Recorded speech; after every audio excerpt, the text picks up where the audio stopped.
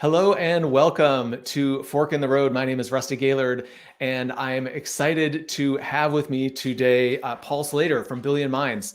Paul spent many years, almost a decade at Microsoft, and left in 2000 to start a new venture, BillionMinds, about upgrading the capabilities and the performance of 1 billion people worldwide. So I'm super excited to have him here and talk about what does it look like to upgrade yourself. So welcome, Paul.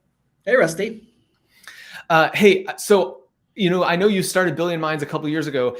Walk us through that process. Like, what inspired you to leave, a great job in an amazing company doing impactful work, and to go off and go from an expert to a beginner and go from, a hugely resourced company to nothing and starting your own? Like, what inspired you and how did you make that transition? Yeah, well, like for many people, this started at least theoretically, at least practically. If you looked at it from an outsider's perspective, it started during COVID. But actually, been thinking about some of these issues for a lot longer than that.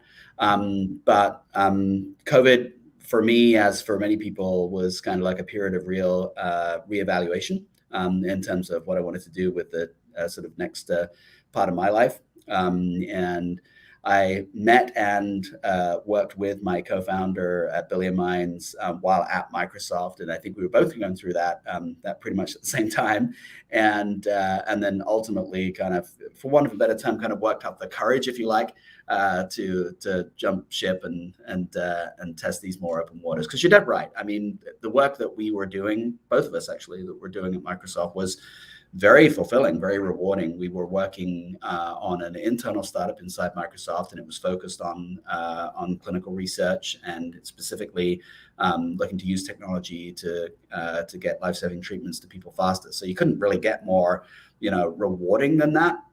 But in reality, we started thinking a real great deal about what it takes to be really, truly effective in unstructured, ambiguous work environments, and in particular for folks that are working outside of a formal office setting.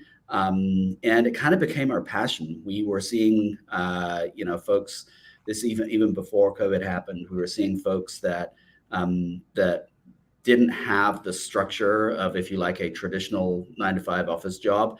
Loved the fact that they had all this flexibility and so on, but also we're struggling with like how to make it work for them sustainably and consistently on a day-to-day basis. And so we interviewed a ton of people, we learned a lot from them, and then it became very clear to us that we wanted to help them with that, and that's where BillionMinds was formed.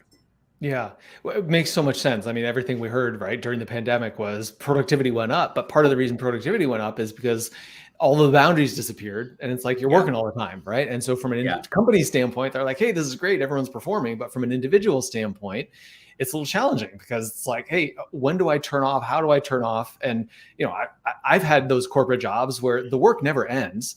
There's always something you can be doing. So how do you decide when you're working, when you're not working, and what you're working on when you are working? Yeah, and all of this has got munged together as well, Rusty. I mean, you're right. I mean, like this, the data is actually fairly clear, right? If you were sitting on the other side of this, and you're the corporation, let's say, for example, you're the old school corporation who doesn't really care about whether your employees are getting enough sleep or doing, or having sustainable habits or got wellness or anything like that. Let's imagine you're that sort of old school industrialist. You should love remote work, and you should love those types of things because the data shows that that people are working longer hours, they're doing more, they're getting more done. But to your point, a lot of that is, well, I'm not commuting now, so I guess I might as well spend half an hour extra at work, or I don't have to go from this part of town to this other part of town in order to be able to take a meeting, so I guess I may as well just work. And so there are things that are great about it, things that are great about it for the individual, for us as humans. We love that additional flexibility. Nobody really likes being stuck in traffic, etc. But the bigger question is, what are we doing with that time, and is it sustainable what we're doing with that time? Because as you point out, Rusty, when you're particularly in a lot of these jobs that are very unstructured and ambiguous in nature, it's not like you finish or you end any day where you're like, okay, I've done everything on my to-do list. I got nothing left to do. So I guess I'm just now going to do the rest of my life. That never happens anymore, right? Even if we work really well and effectively, then a lot of time that just creates more work, right? The more successfully we are, the more work we create for ourselves. So learning how to manage that has gone from something that was ostensibly managed by our employer because we were all task-based and you had a certain number of tasks you had to complete, to something that now has to be managed by us. And most people lack the skills to do that really well. And it kind of exhibits itself in a whole bunch of different ways. But people do, in most cases, we found about 90% of people lack some key skills that they need in order to be able to manage that super well. So I want to come back to the skills piece for a second, but I have a question, which is, I often find myself in these debates with people that, who's really responsible for making the change? Is it me as the employee, or is it the company? Because it's like, we talk about psychological safety and culture and all that. And you talked about old school companies, right? Some of these, I was chuckling when you were saying that, because I was like, oh, these old school companies that don't care about people are the same ones that are putting monitoring software to make sure that you've got keystrokes and your screen's up and all that kind of stuff. Mm-hmm. So if you work in a company like that, you're kind of swimming upstream.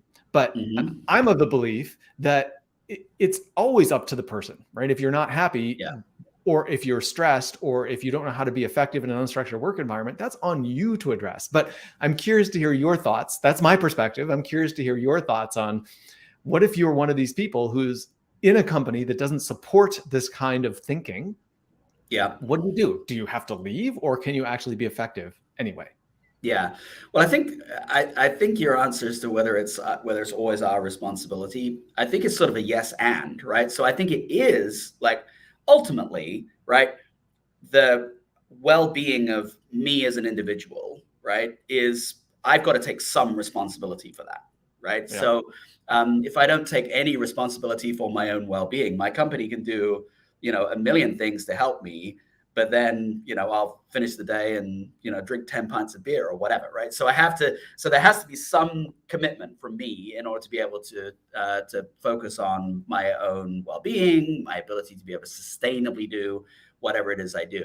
However, I do think that it is incumbent upon organizations to provide an environment that supports those choices and actually helps those choices be the easiest choices, if you like.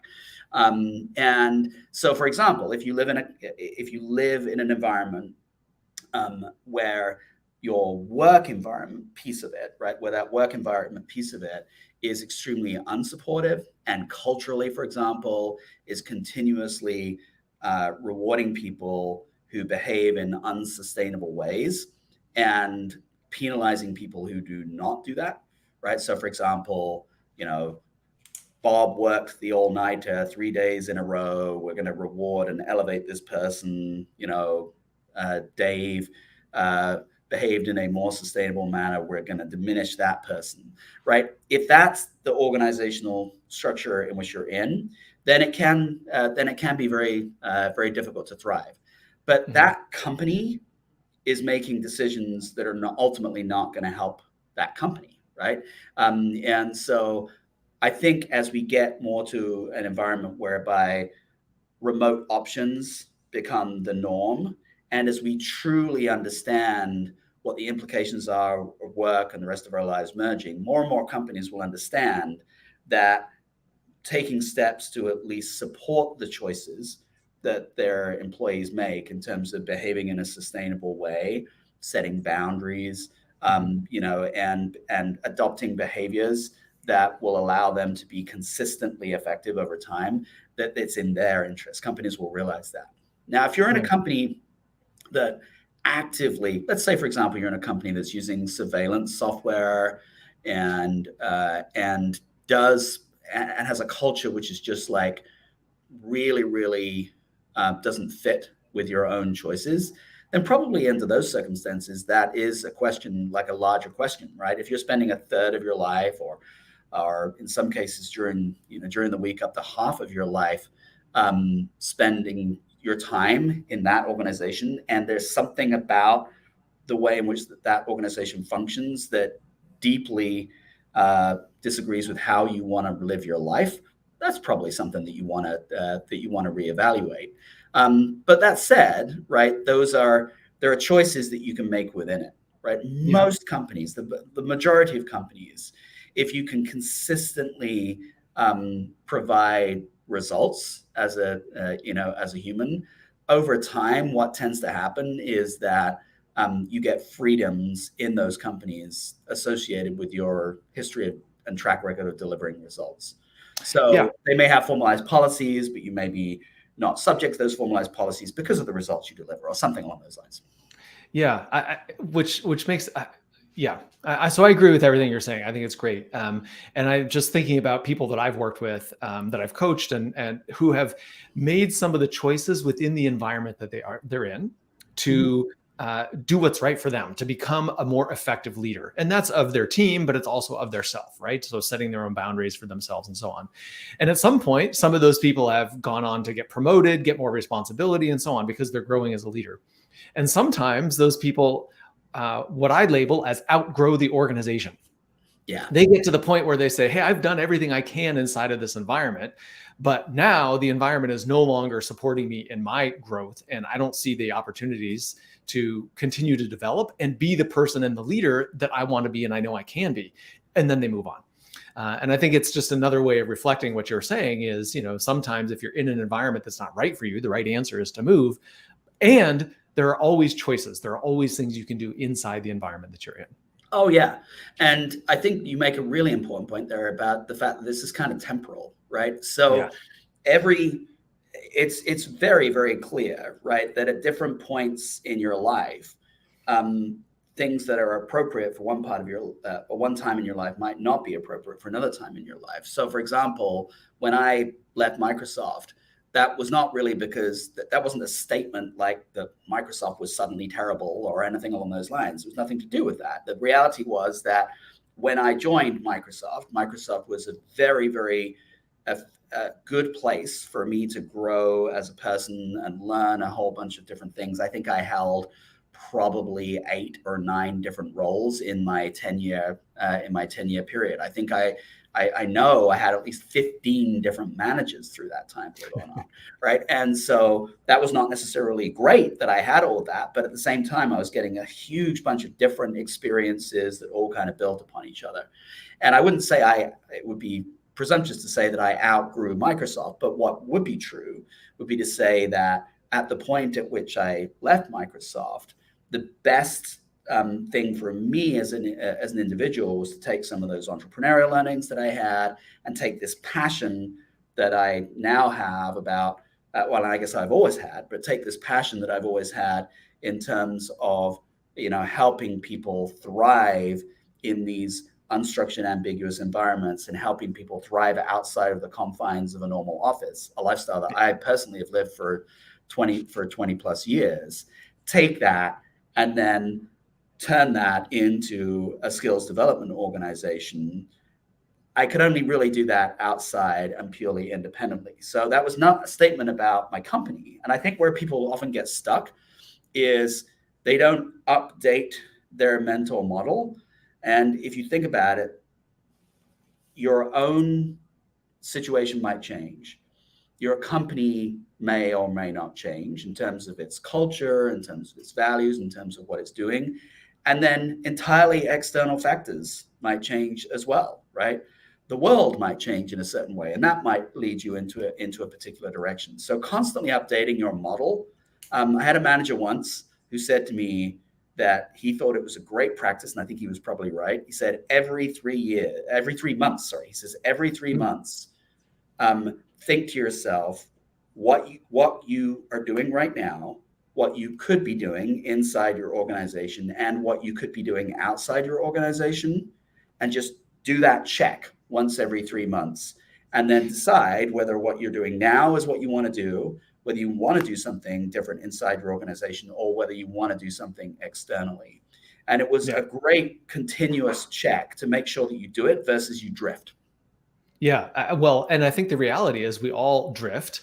And the Mhm. question is, do we make that calibration to come back on track? And that's what this Yeah. process you just described is so important, because we just get absorbed in our day-to-day life and our patterns and our habits, our routines, and we get up, oh, it's Monday again. I know what I do on Mondays.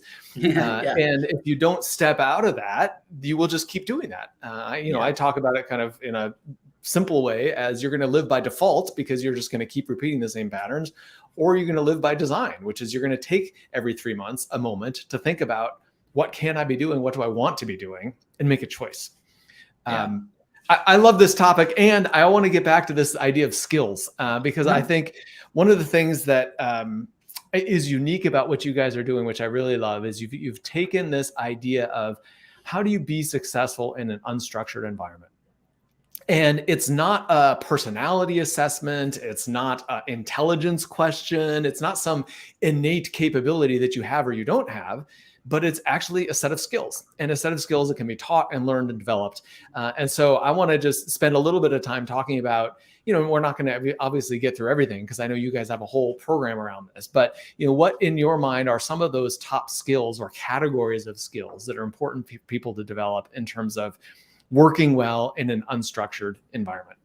Yeah. So, well, this has been such a fascinating thing for us to really discover. And so I think actually before I go into the specific skills, it's probably important to kind of like talk about how we got there. It was really Yeah. interesting. So as I mentioned, we were fascinated and actually have been for some time with what it takes to thrive in these types of environments. And it started with this concept of like, work is just getting much more unstructured and ambiguous. And then when COVID hit, right, you suddenly saw that a lot of the structure that was there was actually afforded by the office, by the four walls, Mhm. of an office. And if you were working in different spots in different times, like for example, I'm here in actually a shared co-working space today. Tomorrow I'll be in a coffee shop. Next day I'll be at home. If that's your kind of life, then it tends to increase the level of unstructuredness and level of ambiguity associated with it.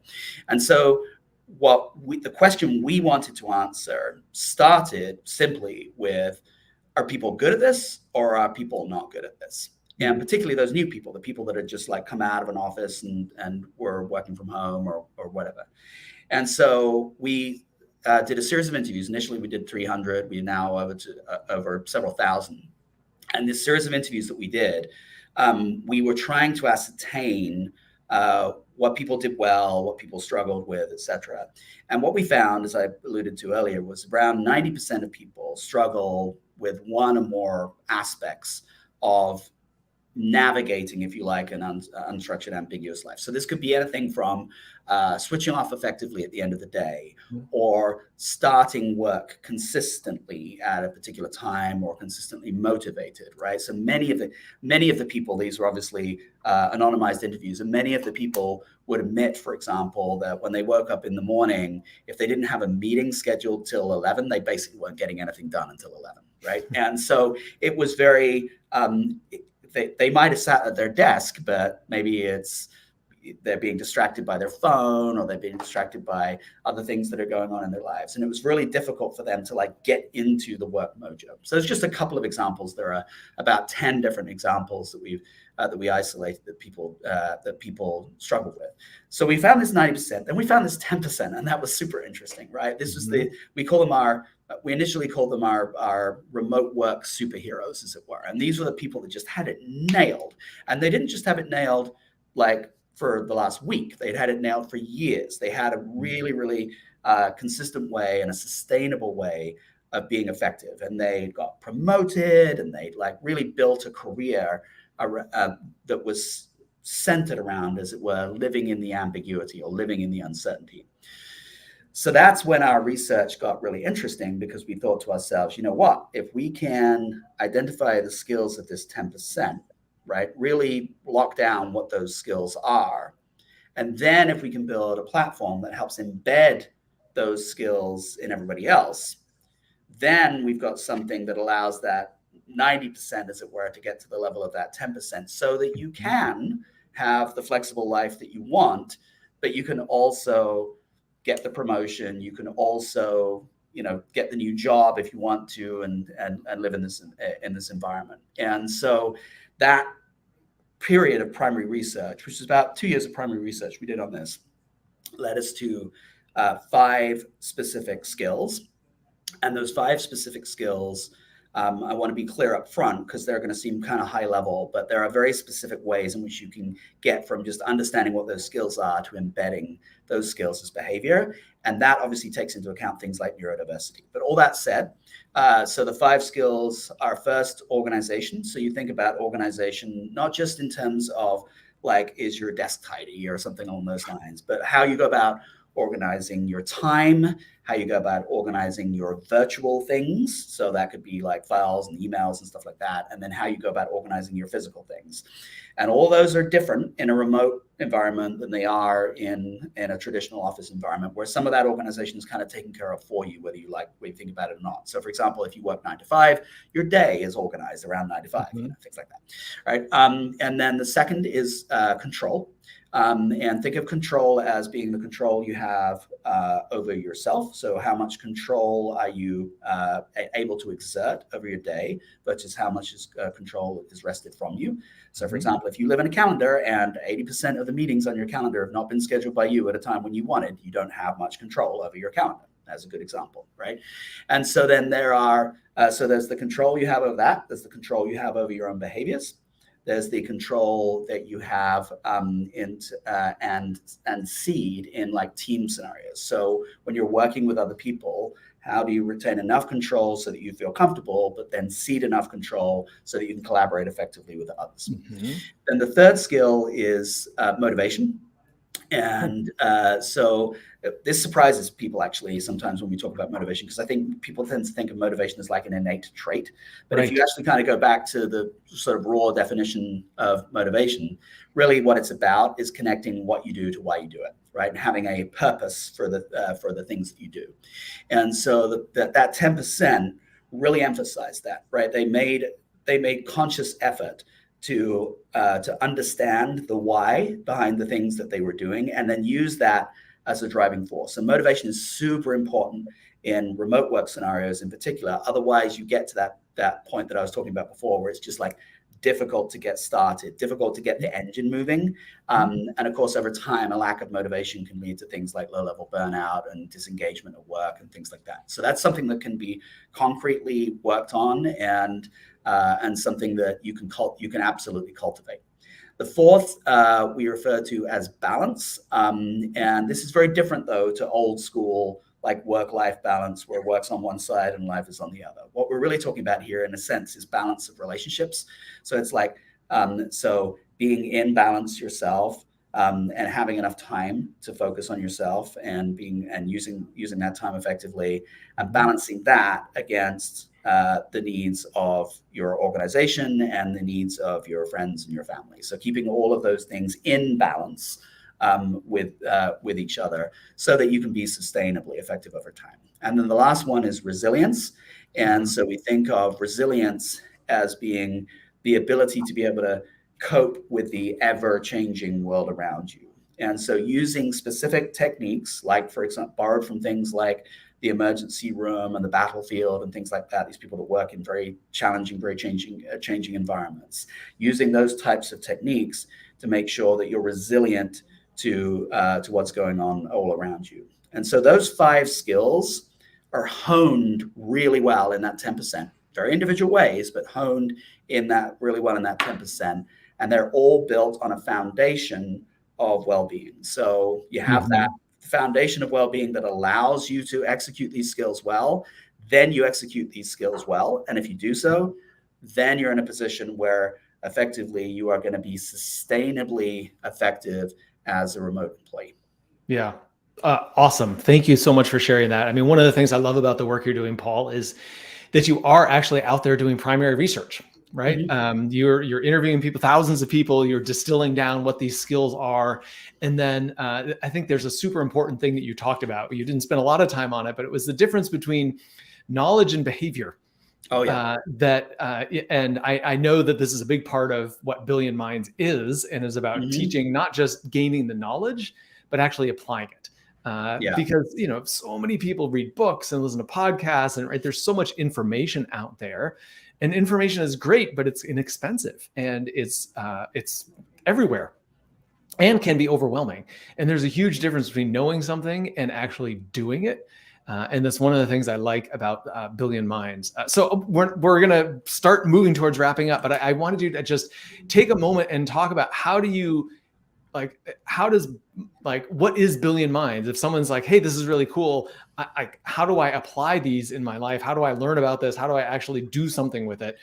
Give us just a little description of how Billion Minds actually helps people take these 5 skills and not just know about them, but actually practice them and learn them so that they become a part of who they are. Sure.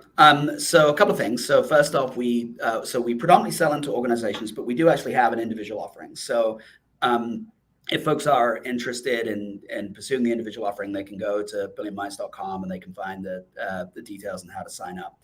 And so I'll talk very briefly about what happens at the individual level and then how that translates to organizations. But at an individual level, folks who want to do this, they typically have one of 2 drivers. So if you're an individual who just wants to build your skills, you're like an evergreen skill builder, and you actually want to build them versus, to your point, just read about them. We did a part of our research was figuring out how does knowledge of skills translate into new behaviors. And so our platform actually is built around something we refer to as learn do, whereby you're learning the behavior in like 1 to 2 minute videos, and then you're applying it in 7 or 8 minutes. So each learn to experience is like a 10-minute practice that you're doing. And then you're building the skill like a piano player would build a skill, for example, right? So it's very much centered around that sort of thing. You could think of us as almost, if anybody knows Simply Piano or Duolingo, you could think of us like a Simply Piano for the brain or a Duolingo for the brain. So you can do that if that's your goal. You just want to build these skills, you can go ahead. A lot of people want something tangible for it. So we do certify people. So we actually have a part of our normal regular package that people can buy. You can either build the skills and then learn towards that, or we sell certification packages as well. So we have a remote work professional and we have a remote work manager certification. So if you're managing a hybrid team or remote team, or you often work remotely, these can be super useful, so you can prove to your manager and your colleagues that you have the skills that you need. And as I mentioned, we do actually sell predominantly into organizations. And so in some cases, that's almost considered like a benefit inside organizations, whereby it's like, hey, I want to allow my employees to be able to manage their lives better. I want to give them tooling to help them do it. Billion Minds is a great way to allow that to happen. Or in some cases, they might make it part of a professional development plan, or they might say, hey, we're going remote or we're going hybrid, and we want to make sure that everybody has the skills that they need to do it. And so under those circumstances, then typically it's the learning and development manager or the CEO of a smaller organization that's saying, okay, I want to upskill my organization. Billion Minds is a great way to do that. So either case, you can just go to our website and schedule a call, or you can reach out to me on LinkedIn if you wish. And we can obviously have a discussion about how Billion Minds can help you. Yeah. Paul, this is great. I'm inspired by what you do, and even the name, right? Billion Minds, of just this goal out there to reach 1 billion people and say, hey, we're in a new world, and I want to touch and impact and elevate the experience of 1 billion people in this world. So 1 billion people work outside an office at least 1 day a week. So they're out there and they need help. Yes. Yeah. Thank you so much. And you just mentioned people can reach out to you on the website or on LinkedIn. I usually ask that question, but I want to wrap up with that. Thank you, Paul, for being here for this great conversation and what you're doing in the world. Rusty, really appreciate it. Thank you.